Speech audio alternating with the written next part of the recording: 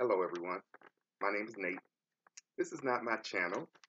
I am the husband of Tammy, who does the videos for Surviving and Thriving.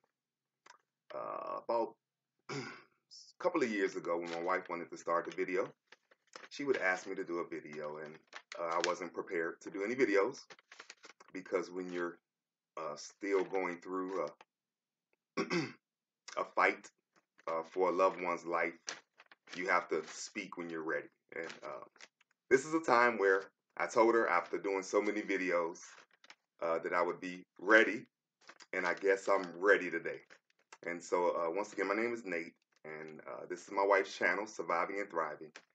And I just wanted to come share from a care provider's perspective on what it is when a loved one is going through sickness and disease. So, obviously, I'm just not a care provider, it's my wife. So I never went to nursing school, never went to any specialized courses. But when my wife was attacked with sickness and disease several years ago, it changed our life.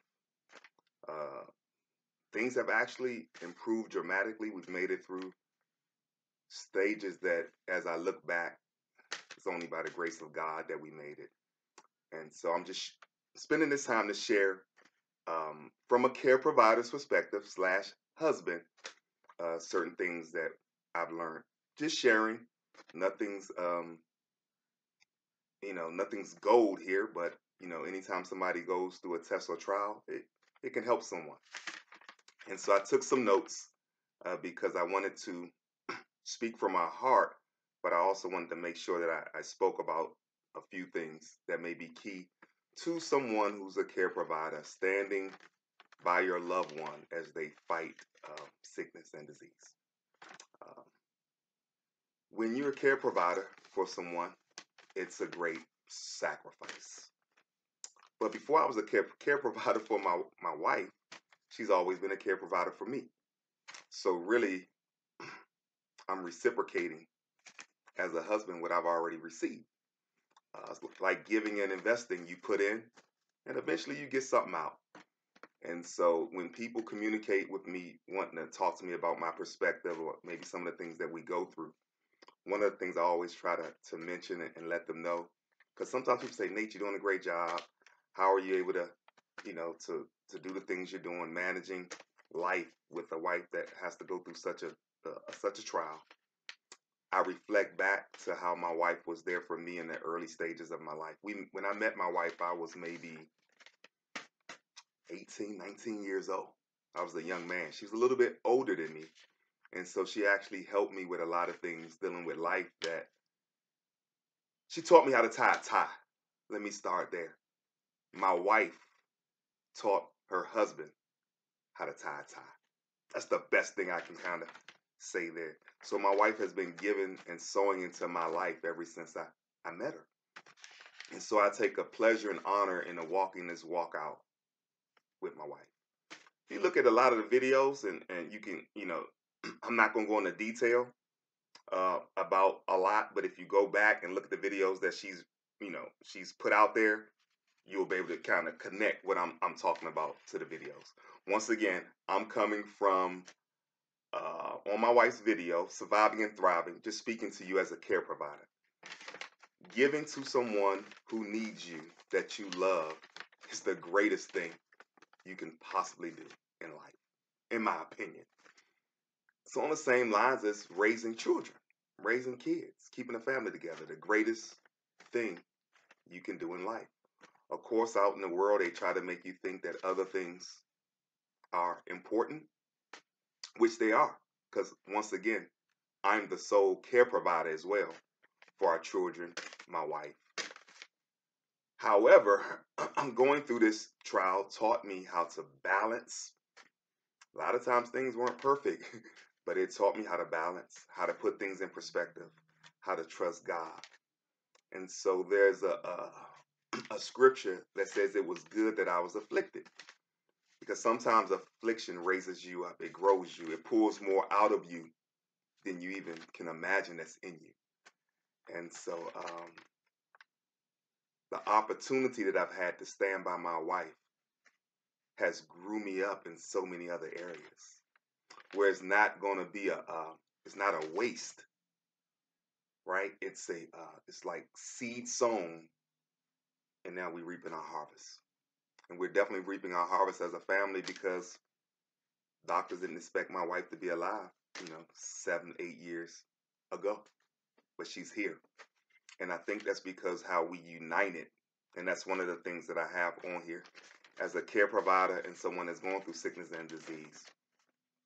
You have to find a way to unite. You're not going to always see things the same. However, a strong couple understands, even though you don't see things the same, that you're going for the same goal. And men and women don't see things the same, but most of the time, they're going for the same goal. And a lot of times to get that communication right is the most difficult thing. And we've been married 21 years, April. And we've learned through the fire how to communicate to a level where we can go forward, knowing that even if we're not really clicking right, we know we're going for the same goal. And so we give each other room in that area. It can be something as simple as giving my wife a certain herb. She may think that it's another herb, that's better for her. And it can cause miscommunication. But the Lord has a way of working it out, allowing all things to work for you. If you can just find a way to know that you have her best interests in mind and she has yours. One thing I learned is that when someone is going through something that is crushing, they may say they don't need you, but they need you. They may tell you to go, but they need you.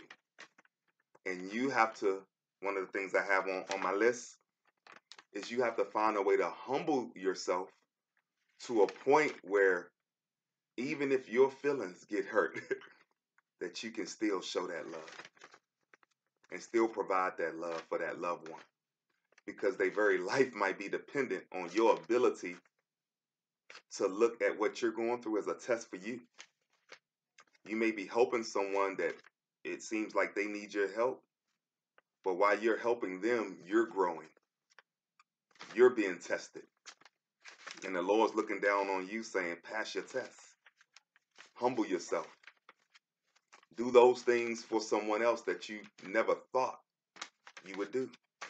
And I don't want to get into the details, but taking care of a loved one that's going through sickness and disease, it can vary from throw up everywhere to, to get it to a lot of different things that would really test your love for that person and your commitment. But that love conquers all, and it gives you the strength to do things that you just wouldn't imagine. Once again, everybody's not cut out to be a nurse, but everybody's cut out just to give love and pour from themselves, even when they think they can't do it. So, when you're caring for someone, you have to move in faith because you'll be seeing things that will actually make you fearful. There was a lot of times where I literally had to pray my wife back to life. There was nobody around but me and her, But when you go through challenges as a care provider with your loved one or whoever you're providing care for, it actually brings you closer to God because you get to a point where you're either going to win or you're going to lose. But people want to win in life. And one of the things you need to do to win in life is keep your faith in God. Because as a man, it's only so much you can do. As a woman, it's only so much you can do. But God can empower you to do things that without him, you will not be able to do. So anything I'm saying here from this paper don't work without God empowering you. God has to empower you in order for you to see someone that you love go through at death's door.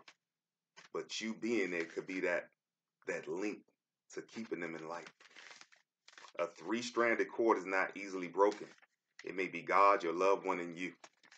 And everybody's obstacles are different.